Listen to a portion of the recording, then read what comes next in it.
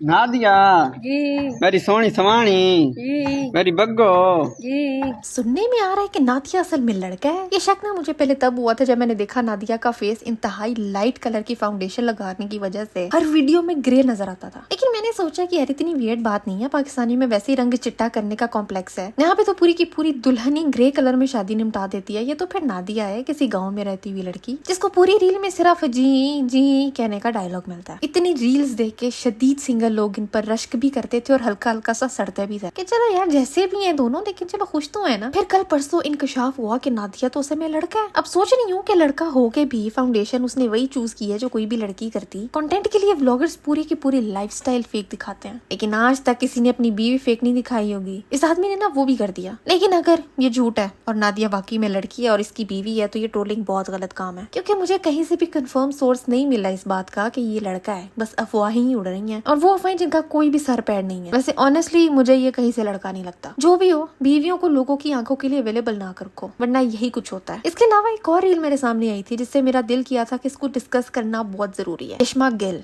मुझे इस औरत से हमेशा बहुत वियर्ड वाइब्स आई हैं। ये बंदी हमेशा हमेशा इस्लाम को अपने इंटरव्यूज में लेके आती है। कभी कहती है कि एथियस्ट थी, कभी उम्रे पे जाने की स्टोरियां सुनाती है, और फिर उससे अगले दिन किसी सड़क पे खड़े होकर नाचती हुई वीडियो मिलती है इसकी। फिर ये डॉक्टर जाकिर नाइक के पास पहुंची हुई होती है और ये कह रही है कि नेल पॉलिश लगा के इनअप्रोप्रिएट लिबास में नमाज पढ़ना कोई गलत बात नहीं है। मैं जिस भी हाल में नमाज पढ़ लूं, कबूल करने का काम तो अल्लाह का है। देखो, मुझे इस बात की घंटा परवाह नहीं है कि इसकी जाती जिंदगी में क्या चल रहा है, पर ये क्यों हर जगह मजहब की बात करती है। मुझे ये समझ नहीं आती कि इन प्रैक्टिसेस को टीवी पर बैठ के बताना क्यों जरूरी है। एक तो बाजी बात भी गलत करती है, ऊपर से कॉन्फिडेंस आसमान फाड़ के बाहर निकला हुआ होता है। मुझे ये नहीं समझ आती कि एक set of rules and conditions जब बता दी गई हैं तो उनको तोड़ फोड़ के अपनी मर्जी का दीन बना के उसको बैठ के पब्लिकली प्रमोट करना क्यों जरूरी समझती हैं ये बाजियां। तुम लोगों को क्यों अवाम से वैलिडेशन चाहिए कि देखो मैं नमाज पढ़ती हूँ, देखो। नो वन केयर्स यशमा बाजी। अपनी जाती प्रैक्टिसेस अपने पास रखो, चाहे तुम नमाज पढ़ रही हो या चाहे तुम चिल्ले काट रही हो, वी डोंट केयर। खैर, अब जब थोड़ी बहुत फजूल बकवास कर ली है मैंने, तो अब मुद्दे की बात पे आते हैं। इसराइल ने ग्लोबल समुद्र फ्लोटिला को इंटरनेशनल पानियों में घेर लिया, सबको पता ही है, जिसमें पाकिस्तानी एक्टिविस्ट जैसे former GI senator Mushtaq Ahmad Khan, businessman Saeed Uzair Nizami, Masar Saeed Shah, Wajahat Ahmad, doctor Usama Riaz, Ismail Khan, Saeed Aziz Nizami और फहद इश्तियाक शामिल थे, जो कि गजा तक मदद पहुंचाने की कोशिश में थे, खाना पीना दवाइयाँ। लेकिन इसराइल ने अगेन उनको रोक लिया, गिरफ्तार कर लिया, और ये सब कुछ बिल्कुल गैर कानूनी था। ह्यूमैनिटेरियन मिशंस को रोकना और एक्टिविस्ट्स को कैद करना इंटरनेशनल ह्यूमैनिटेरियन लॉ का खुला तोड़ है। वहाँ पे इन कैदियों के साथ बुरा सलूक हो रहा है, वहाँ पे एक प्रिजन में बंद है, हार्श ट्रीटमेंट जैसे कि बेसहारा, डिपोर्टेशन, हियरिंग, और फिर वहाँ पे जहन्नुम जोगे अफसर उन्हें जमीन पर बिठा के टेररिस्ट कह रहे हैं, कुछ ने इंडेफिनिट हंगर स्ट्राइक शुरू कर दी है।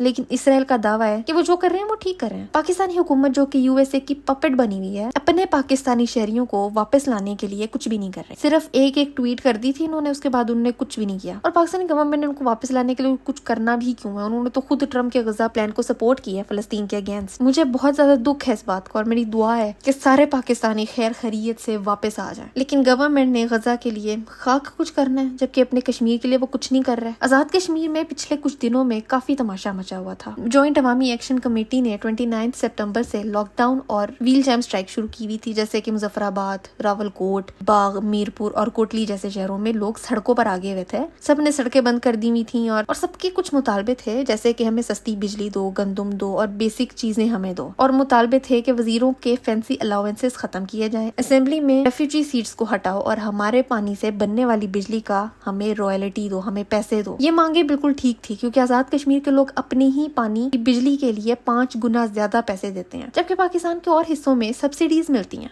ये तो साफ जुल्म है। UN के कवानीन के हिसाब से ये भी गलत है, लेकिन पाकिस्तानी हुकूमत ने बस इंटरनेट और मोबाइल बंद करके आवाज दबाने की कोशिश की। इन सब में पुलिस और प्रोटेस्टर्स के बीच में खूब झड़पें हुई हैं। कम से कम 9 लोग मारे गए हैं, 6 अवाम के और 3 पुलिस वालों का। 150 से ज्यादा लोग जख्मी हुए हैं, टेयर गैसेस चली हैं, गोलियां चली हैं, कंटेनर जलाए गए हैं। JAC के लीडर शौकत नवाज मीर ने पुलिस की गोलियां दिखाकर बताया कि कितना जुल्म हो रहा है। हुकूमत ने बातचीत का दिखावा किया और 4 अक्टूबर को एक पीस डील के बाद प्रोटेस्ट खत्म हो गए, लेकिन असली में मसला अभी भी वहीं का वहीं है। शहबाज शरीफ ने बस 2-4 बयान दिए, ट्रूप्स भेजे, ब्लैकआउट करवाया, ताकि कश्मीर का मसला दुनिया के सामने ना आए और वो लोग सिर्फ अपना फायदा देखें।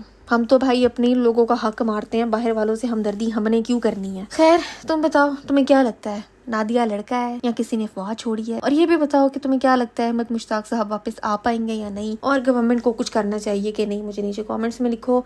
और आज के लिए बस इतनी था, मैं मिलती हूँ तुमसे अगली वीडियो में एक नए टॉपिक के साथ।